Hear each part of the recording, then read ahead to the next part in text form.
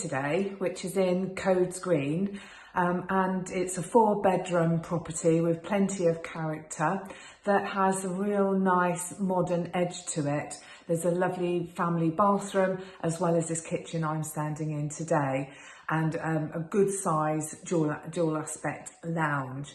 There is also a small courtyard garden with a large shed come studio, and the vendors here have converted an old farm building into a 1-bedroom annex, which they currently use as a holiday let for extra income.